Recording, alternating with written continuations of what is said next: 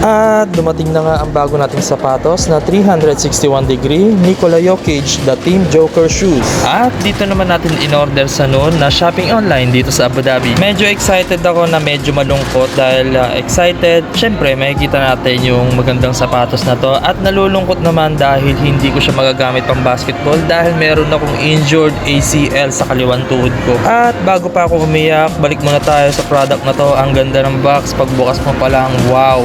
Bago ko pa orderin to, pinanood ko na maraming beses sa mga nag-review ng sapatos na to na iba-ibang content creator sa YouTube at in-order ko to nang wala pa akong injury. Patulo na nga ang luha ko kaya balik na ulit tayo sa product. Ang kulit mo kasi. Nakagustuhan ko nga ang sapatos na to dahil sa design niya. Napaka-komportable at ang lambot daw sa paa. Big man si Nikola Jokic pero yung mga nag-review sa kanya mga mababang weight lang pero na-appreciate nila yung impact, support at yung comfortness ng sapatos na to. Videoan ko lang, b-roll muna tayo sa sapatos na to in 3, 2, 1.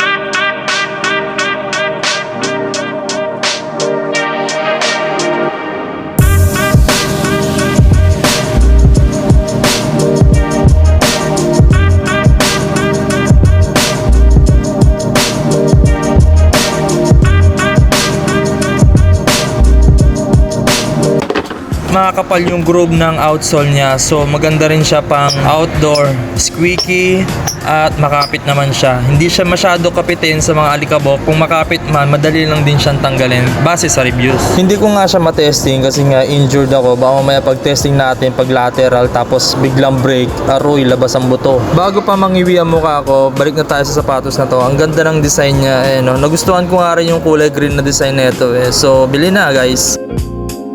Pakita naman natin yung ibang variation ng kulay nito. Ayan yung green, no? Ang ganda rin no?